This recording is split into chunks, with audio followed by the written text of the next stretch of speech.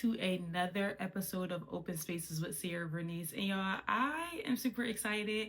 As y'all see, if you're watching the visual, the background is giving. Over the past weekend, I actually hosted a Valentine's Day at my house.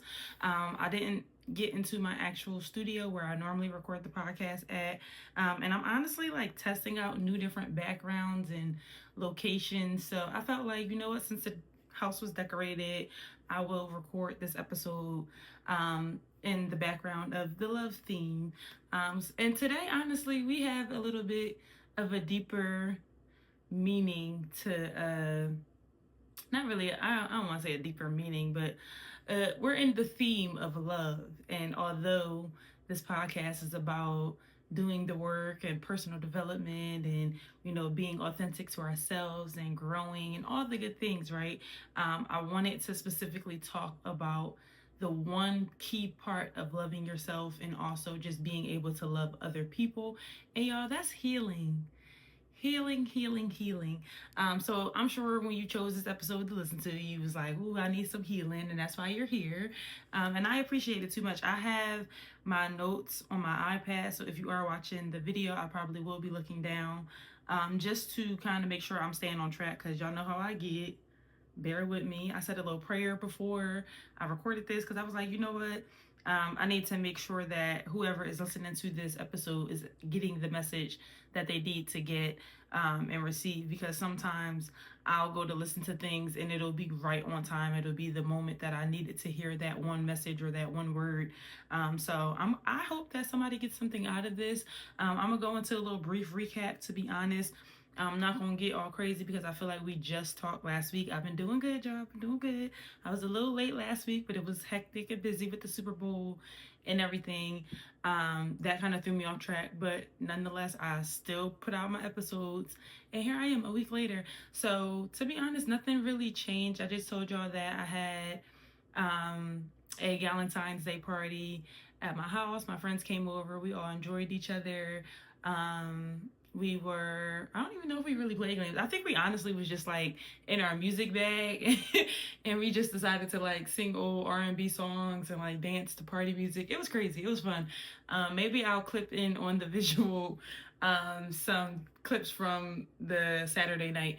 So that happened, and earlier throughout the week, I honestly think I was just getting through each day. I know my Wednesday and Thursday got hectic because we had snow here in PA.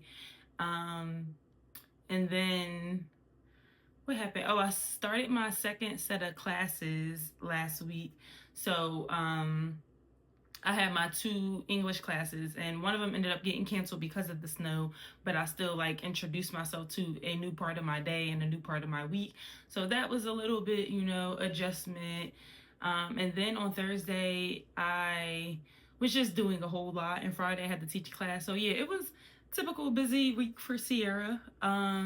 But I got through it and I stuck through it day by day. I was patiently waiting for Friday night so I can come home and relax and not have to be worried about not nan nothing. Okay. So yeah, it was very hectic, but again, I always tell myself like I can just be grateful for the opportunity to be able to do these things and to be in these interactions, because a lot of the times I actually strive to want to be doing things and having productive days, so I can't complain, and I know that God would not put more on me than I can bear. So I honestly just take each and every day, one day at a time, one task at a time.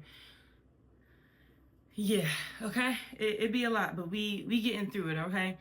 So yeah, that's pretty much my recap. My therapy has been going amazing. I did meet with my therapist on Friday. Me and my sister decided to be each other Valentine, so that was nice. She gave me really nice gifts. I got some flowers and all the good things. And speaking of Valentine, I hope that everybody enjoyed their day, whether you were in a relationship or you are single. Y'all know I'm definitely on the single side of things this year for this Valentine's, but I actually enjoyed myself. Like I said, I had a not a rough week, but I had an adventurous week. So being able to be home on Friday night and be still and not have to talk and not have to think, I actually enjoyed it. And I hope that any of my other single folks, it wasn't too hard for you, because I know how sometimes, especially when you get on the internet, you start seeing people with their significant others, it just gets crazy. So I hope that everybody had a great Valentine's Day, whether you were with your partner or if you were single.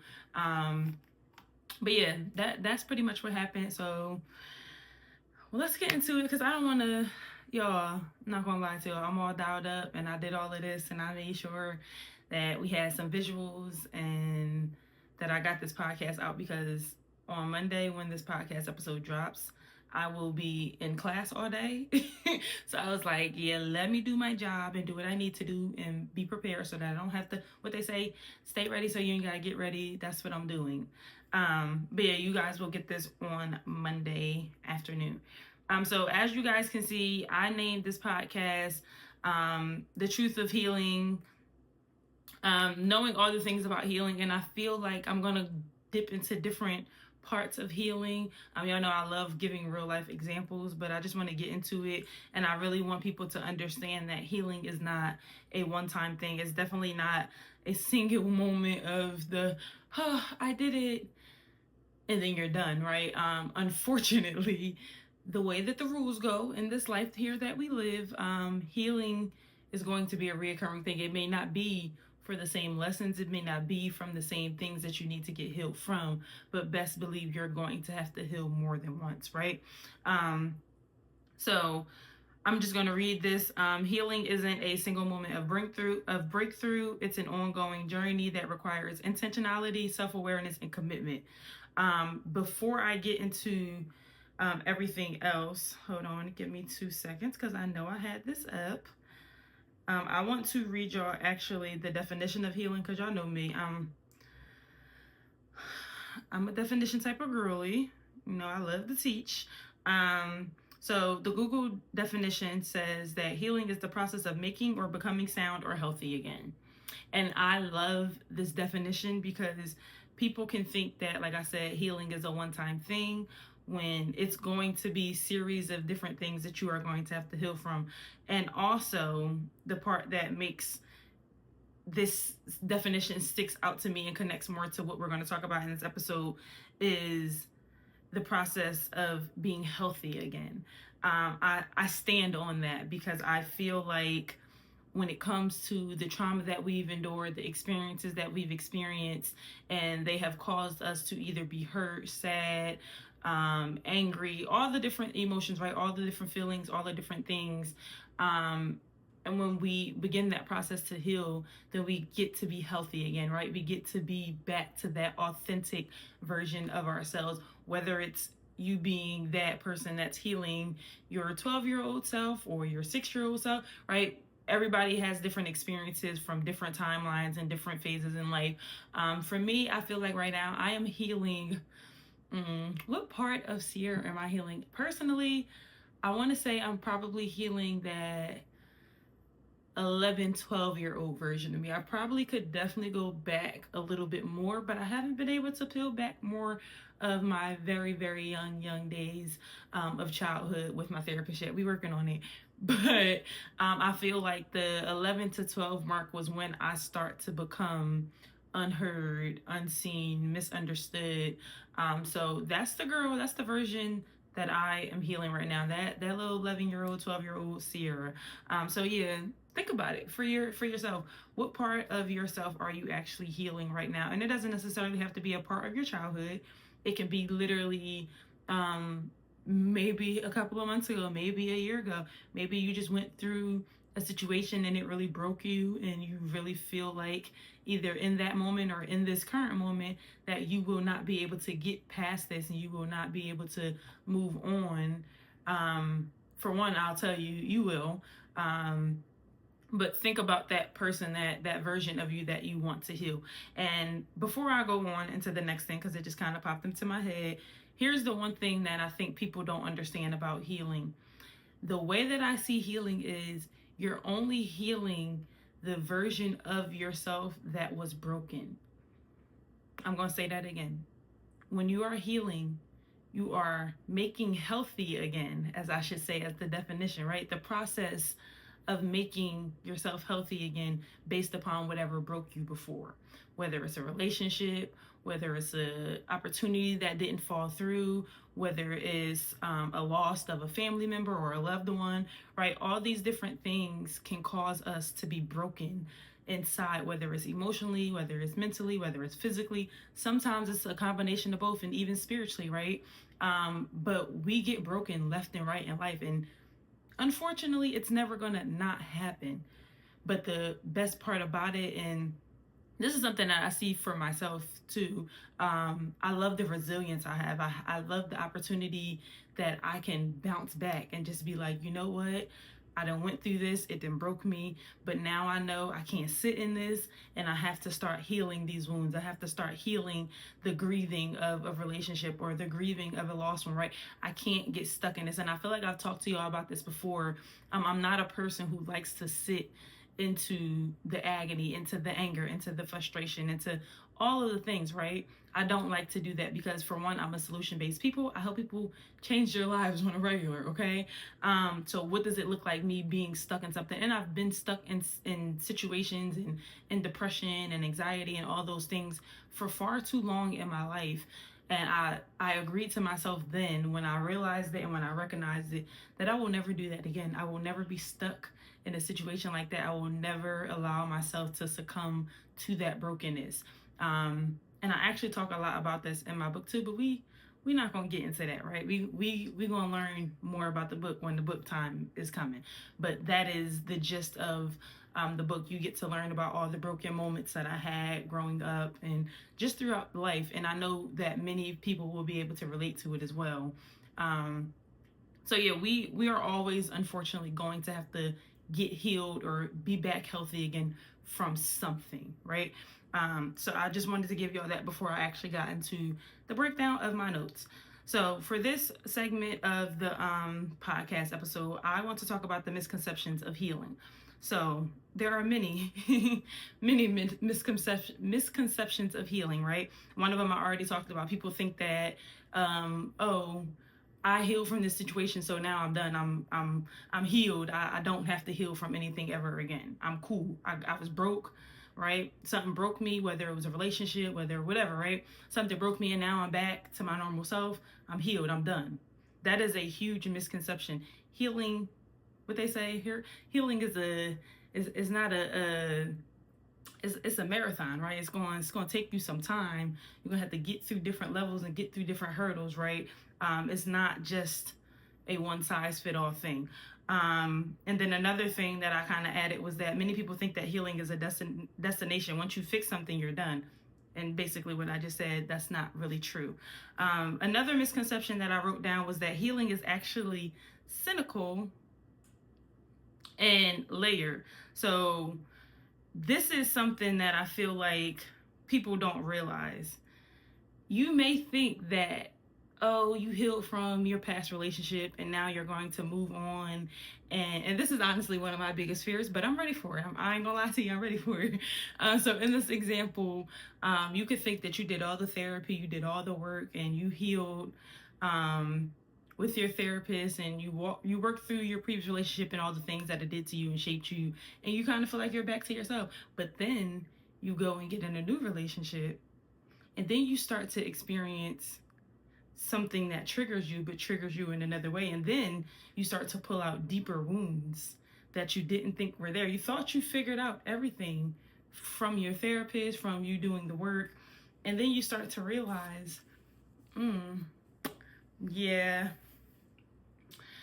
here we go again. Something else I have to heal from, right? So I think it just ties more into people thinking that healing is that one size fit all thing and you're done, right? Another thing, and I feel like this is a huge misconception that I just had to recently learn, the pressure to be healed can actually slow down your process. I had to tell myself, Sierra, relax. You do not have to rush to try to be healed from the things that have broken you. And for me, at least my perspective, my example, I think I always rushed to be healed because I was ready to be over that situation or be over that person so that I can move on and experience greatness. When I am a firm believer nowadays, right, that the only reason why I am sitting in this solitude and sitting in this stillness is because God wants me to be here, right? If he wanted me to have another man, I guarantee you I would have had another man at this point. But I guarantee you I wouldn't have been fully ready. And I still say that to this day. Like, I am interested in being in a relationship again, but I know, if I'm going to be completely honest with myself, the moment I get in a relationship or even begin to have that intimacy or to build that connection with somebody completely new, I'm going to still find a way to self sabotage it because that's just what I do. And I have not fully done the work on how to stop doing that, how to stop overthinking, how to stop just doing the most. Because, girl, I be doing the most. I be doing the most, okay? So yeah, I think for me, I always was like, you know what, let me hurry up. Like, that was one of my main things when I went into therapy. Like, I told my first therapist, I was like, listen, I know I got some type of abandonment wound and I'm not really sure what it is, but can you like basically hurry up and fix me? Because how long is this going to take? Like, and that's what I told her. And she was like, well, wait, we got to slow down. We got to back up.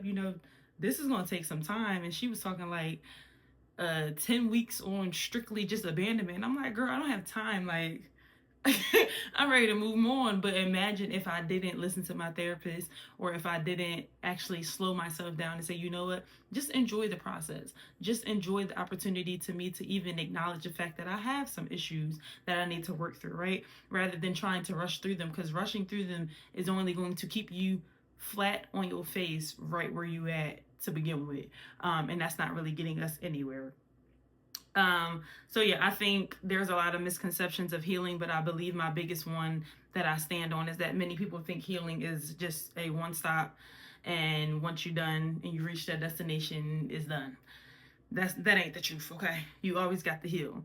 I actually, before I go into the next part of this, I want to throw out some examples. So I've recently just start watching the show Harlem on Prime Video now. I don't know if anybody listening to this actually watched the show. I encourage you to watch the show, especially if you're like a girl that's my age and you have a group of friends.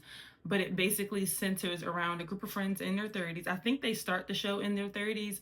It's a little similar to Insecure, but just different people, different dynamics, different city, things like that. But they're basically based in Harlem, New York. And the main character is Megan Good. She is, what's her name? Camille in the show. It's a really good show. I'm not going to get into it too much because I don't want to spoil it. I think I'm on season 2 and I believe they just dropped season 3 recently. But it basically shows you the different things that each of them go through as individuals and then how they come together as a whole, as a sisterhood, and kind of just like, tell each other their problems, and the friends be telling the other person who's like kind of in shambles in the moment, has the spotlight of the problem, like basically that, yeah, you're a little toxic, you're a little, you need to work on that, you need to, right? And Camille is really like, if the way that I can describe them, Camille is like the dramatic one. She's the dramatic overthinker that like ruins her own life because she's just constantly overthinking and just being dramatic. The girl Quinn, she kind of, I feel like, I don't know, in season 2 she's kind of just figuring out her life. Like, she really doesn't have that sense of self, that identity for herself, but she comes from money, so that's kind of like all she really has to tack from her. The girl Angie, I love Angie, she's my favorite. She is kind of like all over the place. Like, she's that immature friend that won't grow up, that basically leeches off the other friend, and she is chasing her dreams but also using her excuse of chasing her dreams to kind of stop and hinder her from really seeing her full potential and growing, which I feel like she dives into that a little bit more in season 2, and I love that for her. And then the fourth friend is, dang, what is her name? Ty is a hot mess, but I love her. I love her too. She got a lot going on. You find out a lot about her. I'm not gonna go too deep into her story because it gets very interesting when you get through season 1.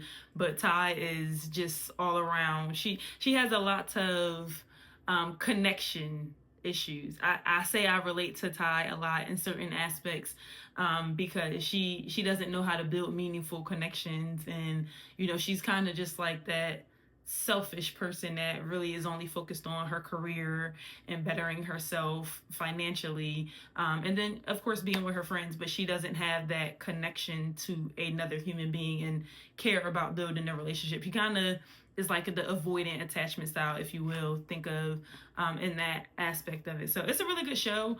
But my point to all of this is about the show is that you basically get to see each of them go through the process of healing from different things. So like I said, Angie, she was more so like trying to reach her dreams and, you know, fulfill all the goals that she set out for herself.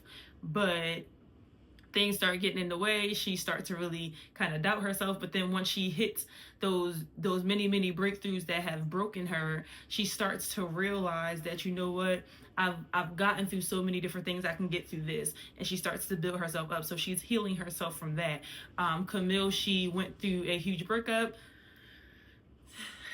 Chad, watch the show. It's really good. After I've recorded the podcast, I'm actually gonna go watch it, because it's like my comfort show, and because I feel like I am deep into psychology and just understanding why people do the things they do, I try to watch it to enjoy it, but I also watch it to kind of like psychoanalyze like what's happening and watching their patterns and their behaviors and things like that. So it's kind of fun to watch it if you're like a psychology major or you're really interested into how people operate the way they operate.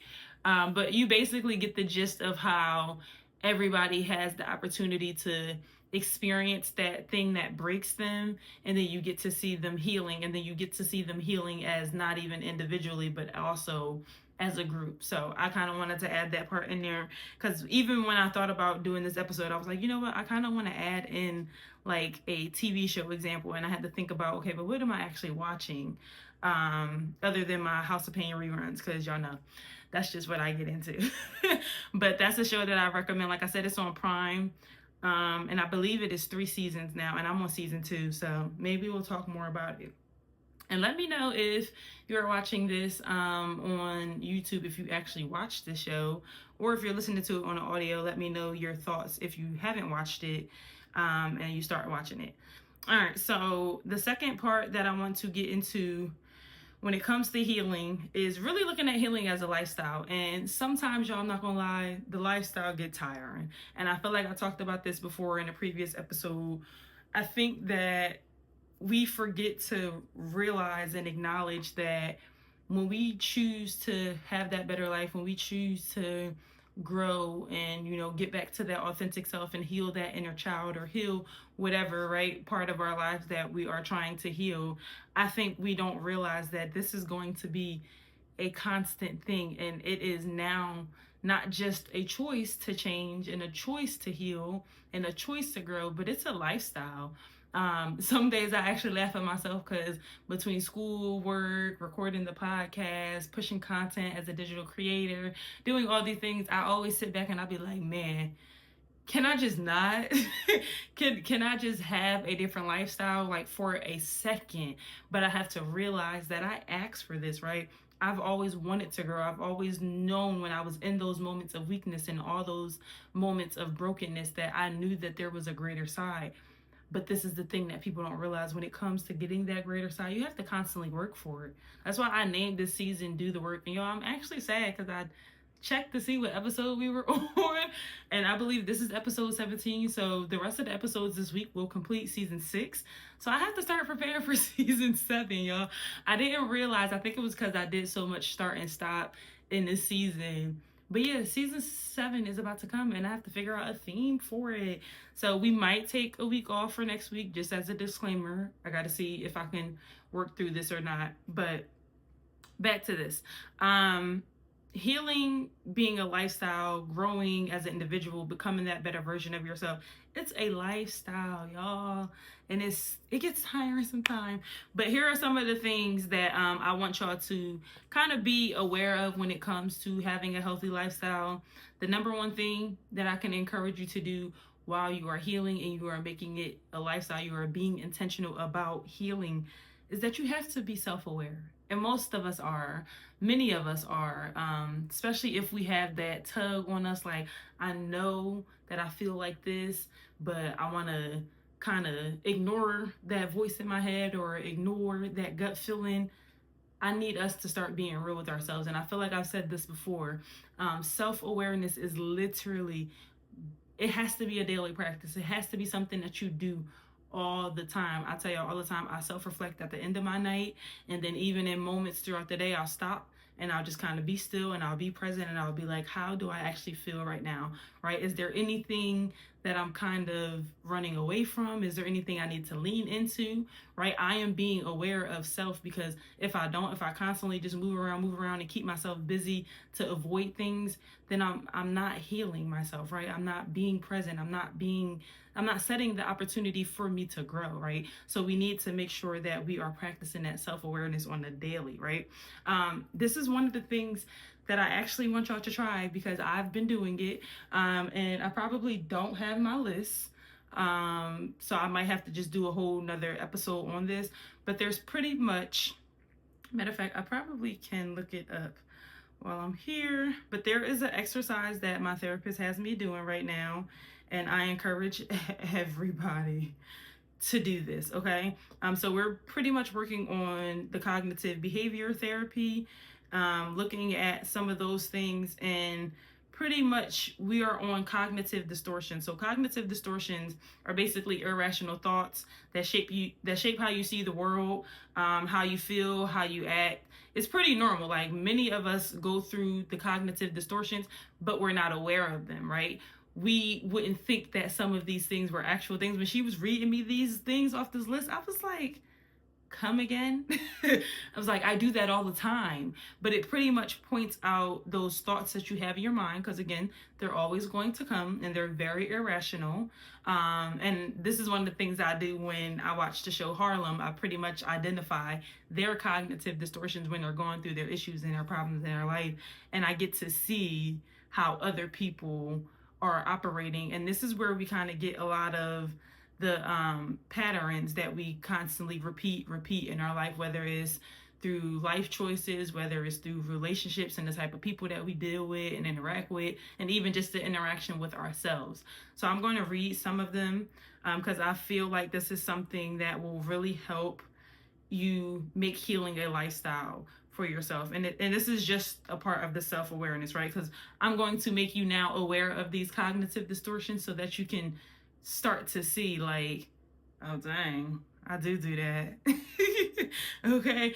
So I'm only gonna read a couple of them, because I don't want to sit here and go through a whole therapist session.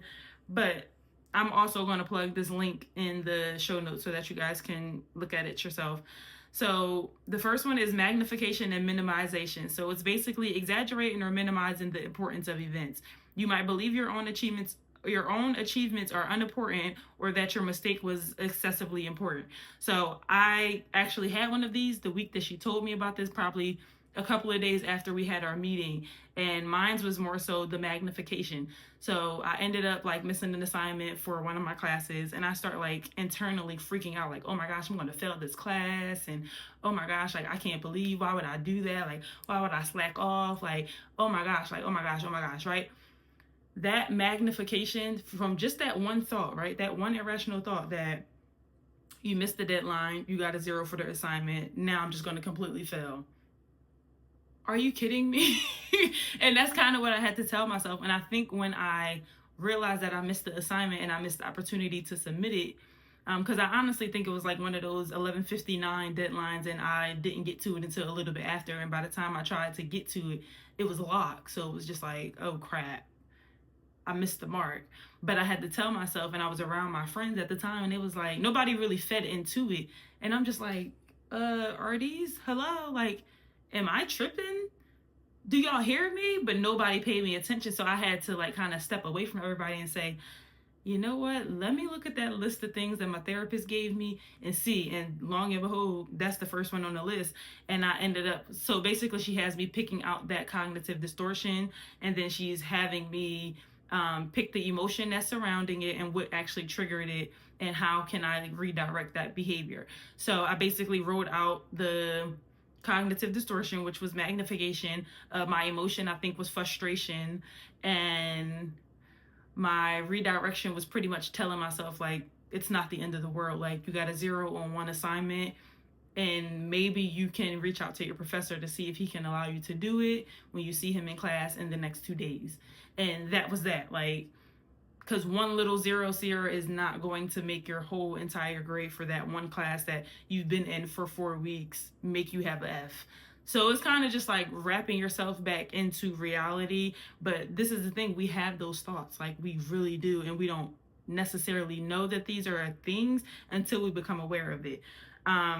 This is my favorite one to tell people. So overgeneralization. So making broad interpretations from a single or few events. This example says, I felt awkward during my job interview. I am always awkward. How many people do that? Yeah, I know, very loud, very loud. And when she started reading these things, I was like, ooh.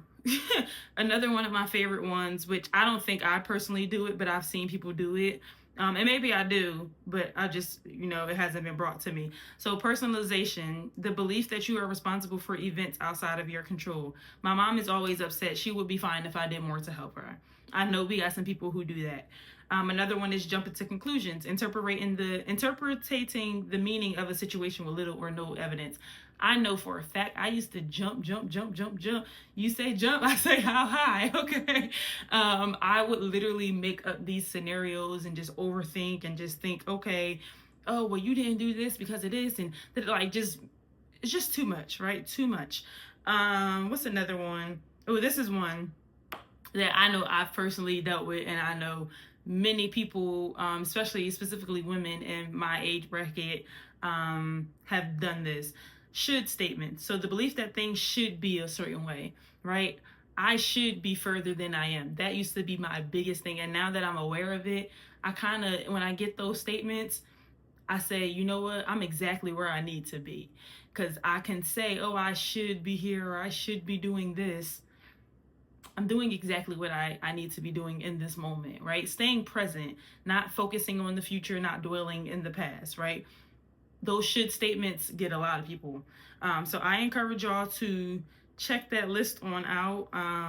When she gave me that joint, I'm not gonna lie to y'all. It was like, wow, are you reading me? Like, who are you?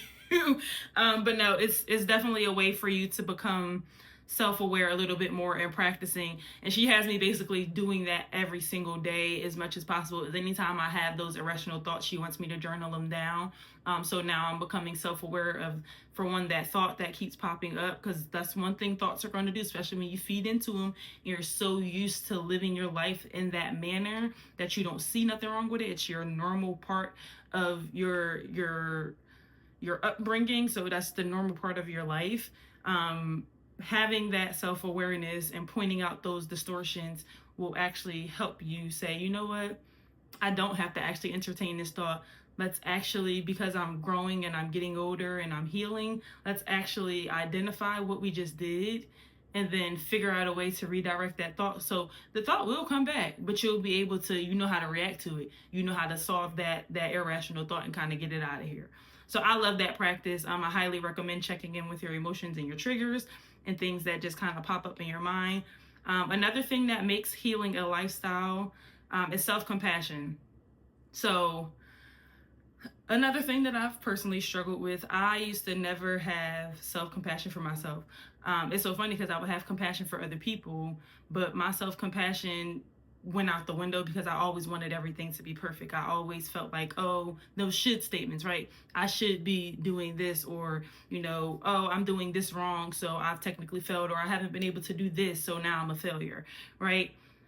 I had to learn and accept the fact that just because I have some setbacks, just because I have some obstacles, some hurdles, some challenges, that doesn't mean I fail, right? And even if I did fail, because failure happens, then that means I know what not to do. Those are two key things that I've learned in my life, that regardless of what I think my life should be like, regardless of how I feel about the situation that may have caused me to take 10 steps back, I now realize that I may have took 10 steps back, but I also know what not to do to go 10 more steps back, So I want us to focus more on self-compassion and kind of forgive ourselves, give ourselves some grace and say, you know what, I didn't do it right this time, but no worries, right? Give myself some compassion, console myself. we got it the next time. We're going to try again the next time. And I feel like that's what I ended up doing with the whole situation with my test. Like, I have realized it's okay. It's not the end of the world. But what we're going to do moving forward is we're going to make sure we hit those deadlines. We're going to make sure that all those assignments that you need to be getting done, they're marked in your calendar. You're getting alerts. You're doing the homework when you're supposed to be doing, like, just making sure that I'm doing the things that are required. And I'm accepting the fact that just because I had this one minor setback, it's not going to make me completely fail the whole entire class. When you, after you think about these things that you do, and you just be like, girl, you were doing the most for what? For what, right? Another thing that makes healing a lifestyle is boundaries. Boundaries. And I know I talk about this all the time. Boundaries are protection, y'all. And this is something that I had to learn the hard way, because I've used to always hear people say, oh, you don't have boundaries, or you need to have boundaries, or people are going to walk all over you, or you can't be that girl that lets everything slide and not open up her mouth and not say anything because people are going to think you're weak. Boundaries do not have to be a punishment. And the way that I see it, pushing those boundaries are going to allow the people who are not qualified for your life to step to the side, because you know you cannot walk over me. You know I will not play that. You know I will not tolerate that, right? Those boundaries that I have set in place, and I constantly reassess and I make sure that I stand on those boundaries and express those boundaries. Those boundaries are going to allow people who are not for me to get out the way. They're going to allow the people who are just trying to play with me to say, oh, no, she's strong. I can't do that to her because she has sense. And this is the thing. I've put a connection together in between having boundaries and realizing with this whole dating thing. I want to say it was probably the last guy that I met, and it lasted all but 2 seconds. But again, I have boundaries, and I don't play the whole we about to sit and talk on his phone and that's it, or you think we about to chill in the car and talk and we're not gonna go on no real date, right? I've now applied that as a boundary. Like, if you want to date me, you have to date me. You have to court me. We have to do things, right? I don't want to just bust it up and sit and text all day or talk on the phone. Like, I don't. I got shit to do, to be honest. So we're not just about to do that. We're going to be intentional about dating me. And if you can't do that, then you got to go. So I set a boundary basically like that. And when I think we were having our first conversation on the phone, and he kind of was like, I don't know what it is, but you just like intimidate me. And I'm like, what do you mean? Like, and I already know when men tell me that they feel intimidated by me. I know exactly what that means, and I'll tell y'all in a second. But he pretty much went on to say, like, yeah, I don't know, it's just something about you. Like, you know, you kind of like not approachable, but you approachable, but you seem like, you know, and I cut him off, and I was like, I don't tolerate bullshit. Because that's all that means. When a man tells you that you intimidate them, or you know, you make them feel intimidated, that's because they see and they feel the energy of you being somebody who has boundaries, somebody that has standards. You're not a little girl that's gonna go whatever and, you know, be their yes woman. No, that's why a man will tell you that they feel intimidated by you, and many men do. And it's not even just men, some females feel like that too about me. And this is the thing, because I don't tolerate no BS. And I think I've always been like that, but that people pleasing aspect of me kind of lets some people get away with it. Like, oh, okay, I'll do this for you. But again, the more that you allow somebody to treat you like that and allow them to see that you are that weak-willed person, or you don't have that boundary, the more that they're going to continuously do the same things and run those same patterns on you. And then you're going to look up and see, oh, you're so broken, you're so damaged, you're attracting the same man, you're attracting the same relationship with another person, just a different body. Well, that's because you don't have no boundaries. And again, boundaries are protection, not a punishment at all. Another final thing that I feel like makes healing a lifestyle is healing in different areas of life. So I said this in the beginning. Healing is not just healing your body physically. Sometimes it's healing yourself spiritually. Like, I know me, I'm on a spiritual healing more than anything, like definitely emotionally. But I feel like Spiritually, I am healing myself because I am getting closer to God. I am getting closer to understanding what God wants for us, each individually and as a whole, right? I am healing in that aspect, right? But I'm also healing emotionally. I'm going to therapy, even mentally. I'm going to therapy to understand that all the patterns and all of the trauma and all the things that have shaped me to become the person that I am today, to understand and identify if there's parts of me that, kind of got built up into who I am today, doesn't have to be who I am tomorrow, doesn't have to be who I am in the next 5 minutes, right? I can change that. So I'm healing in different areas, and that's where I think a lot of people fail to realize you don't need to just heal from that one thing, right? Tying back to that misconception, we don't have to just heal in that one area or that one situation. We need to heal all the time and in different areas, right? Emotional, physically, spiritually, mentally. We all need healing through and through. That's that, right? Um, the last part of this episode that I really want to touch on is the challenges of ongoing healing. So I feel like I kind of talked about this already, so we're going to make this short and brief. But healing can feel exhausting. There are moments where I just be like, do I have to be strong? Can I just be weak-willed and just say, forget it? Let everybody run me. Let everybody, break me more and more and more, right? It feels like that sometimes because you feel like you're always doing the work. You feel like you're constantly working on something all the time. And it's okay to take breaks, but make sure you don't slip off, you don't fall off, you don't double back, you don't go do dumb stuff that's going to basically set you back to day one. And that's the one thing that keeps me pushing when I do feel exhausted from healing, is I tell myself when I have those negative thoughts like, oh, I want to go dibble and dabble in this type of stuff again that I used to, I think about how it's going to send me back to day one. Now, granted, it may not necessarily be that, but that's just what I tell myself to kind of get myself to be like if I ever want to be like, oh, let me hit up my old sneaky link, because you know what I mean, I have to tell myself, nah, because then you have to start the celibacy thing all over again, right? So I that's just what works for me.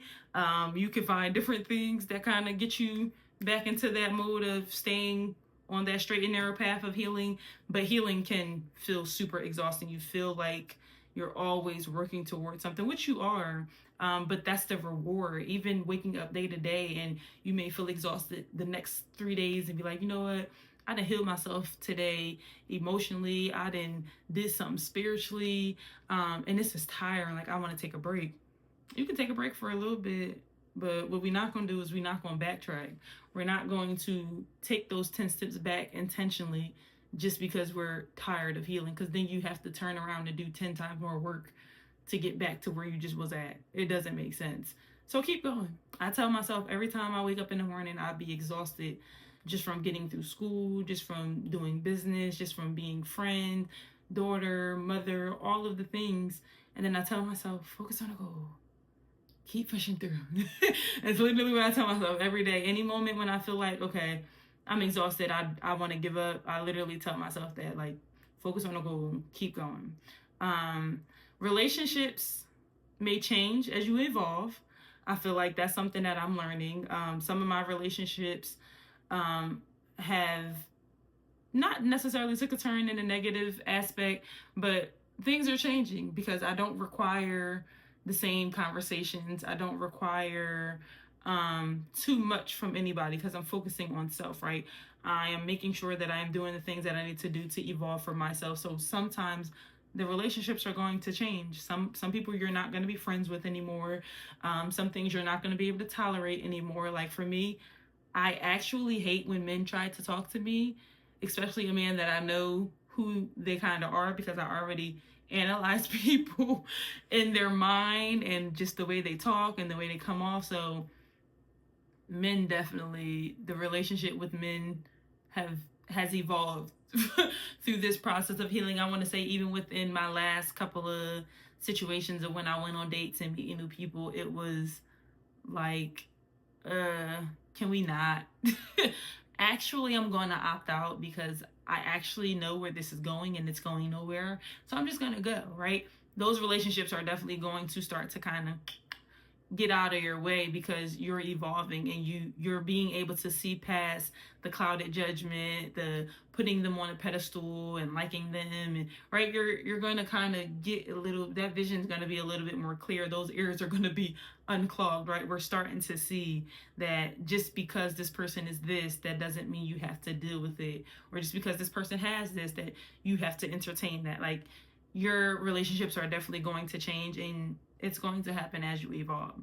Another thing when it comes to challenges of ongoing healing is that growth can feel lonely, but I feel like being alone has helped me grow and has helped me get clear on what is in alignment for me instead of against me. I used to hate being alone, and I feel like I've talked about this earlier in the podcast days. I tell you, I had to feel like I had to be around somebody all the time. Now that I realize that the aloneness that I have has allowed me to grow, it has allowed me to sit and think on my thoughts and to analyze the behaviors and just the things that I did. Like, I remember I would literally get phone calls from my friends and they would be like, oh, let's do X, Y, and Z, when you already know you don't have the capacity to go out and to go be out till 2, 3 a.m. But I did it just because I didn't want to sit still and I didn't want to be one with my thoughts. I literally tolerated a relationship for years, on and off, ongoing, because I did not want to be alone. I did not want to be in a relationship.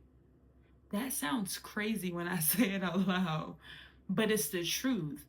Like, I did not. It was so scary to me to be alone because I felt like I was going to be lonely.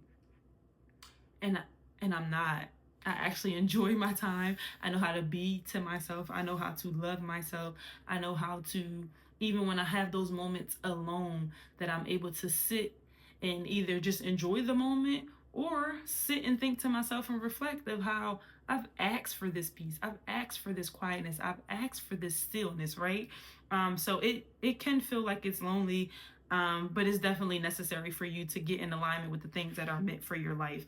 I always tell people that when you're alone and you're in silence, that's the better opportunity for you to hear God and talk to him and be able to see what he has for you. That silence is what you need. My one friend, she always used to call me and be like, why are you sitting in silence? You don't have no TV on, you don't have no light on. And I'm like, girl, I'm chilling. I need to be in the silence. There was times where I literally always felt like I had to be on the phone with somebody, always had to be around somebody, and at any moment that we departed, I felt like nothing. And I went home and I either like forced myself to go to sleep, or I would use drugs and alcohol to numb myself so that I can just fall asleep so that I don't have to think and be in my thoughts. But thinking and being your thoughts in silence is actually what's going to make you a better person, because you're going to start to point out and identify the thoughts that you have and how they're working against you. But that's another conversation for another day. Okay. I honestly encourage y'all to not repress those emotions, repress those thoughts. I want y'all to not focus on those hard days. I want y'all to push through. It can seem like you're on a path to going nowhere. It can feel like you're completely lonely, but healing, it's going to take you some time. And healing different areas in your life and different breakthroughs and different bondages and all those things, it's going to feel like it's super hard, but I promise you, you can get through it. You will get through it, even if it feels like you're not and it's just never ending. I promise you, you will. As hard as it may seem and as hard as it may be to believe in this moment, if you're sitting in that brokenness right now, I promise you it will get better. And I'm ready for, honestly, to see everybody around me heal. Not to say that, everybody around me needs to heal about a specific situation, but I feel like I said, healing is not just a one and done thing. We all need to heal from something. For me right now, I'm working on healing spiritually. I'm working on healing emotionally, because there is a lot of emotional healing that I need. And then also relationally, I need to heal from my previous relationships. I need to be a better person emotionally, right? I need that in order for me to find my man, and to have my husband that God needs me to have, because we manifesting, okay? I need to heal. That's the only way that I will be able to attract a man that is good, that is kind, that is patient, that is willing, is if I become those things myself. So let's go on this healing journey together, y'all. I have loved this new theme and this new vibe of open spaces with Sierra Bernice, where we create the space to be authentic, to heal, to grow, to love, to just share the joy, y'all. I am super excited for what's coming. I do know in season 7 we will be taking guests, and I also will plug in the application if you want to get on. I have some guests that are coming within the next couple of weeks. If you are out of state and we aren't able to do an in-person one, we can do one through Zoom, and it'll be basically recorded that way, but also we'll have the audio. But I told y'all, we're doing big things with this podcast in 2025. I'm trying to do some meetups. I'm trying to make sure that my YouTube platform is on and popping. We just got finished the 14-day self-love challenge, y'all. Also, if y'all haven't been plugged into that, make sure y'all follow me on my social media accounts. We also have the group call that is coming up, which I'll plug that in the show notes as well. That is on February 20th. So that's actually this Thursday coming up at 7 p.m. Eastern Standard Time. We will be working on your self-love blueprint. So all the 14 days that we just went through, we will be focusing on how you can give yourself that love from based upon your blueprint, what worked for you throughout the challenge, your vision, your goals, right? To love yourself, the things you need to do day to day to love yourself. So if you feel like you've been following the podcast and you feel like, oh, I love Sierra's resilience, I love Sierra's opportunity to just even pour into us as much as she pours into herself, and you want that for yourself, come on and join in a group call. It is only $14. February 20th at 7 p.m. Eastern Standard Time. We're only going to be there for an hour, because I know y'all like, this girl talk too much. But we'll be there for an hour, and I'll try, like, the building out your self-love blueprint shouldn't take that long, but I want to make sure that I allocate at least 15 to 20 minutes of questions and answers, because I know what it's like to hear somebody talk and then you don't feel like you can ask them a personal question of how it pertains to your life. So you guys will have that opportunity to do a Q&A, and you'll also get to connect with other like-minded women who are either experiencing something like you. It's going to get real vulnerable, y'all. I'm not going to lie. It's going to get real vulnerable, okay? I'm going to try not to cry, but I'm working on myself emotionally, so I might be crying, okay? Because I done held up a lot of tears over the years, okay? I don't care nowadays. I'll cry like a crybaby. I have no problem. But yeah, I love y'all, and I hope that this has helped somebody, this has encouraged somebody, this has put things into perspective for somebody, and hopefully it allows you to find a way to heal within not even just today, but all the other days that are to come. I love y'all to life, and until next time, bye.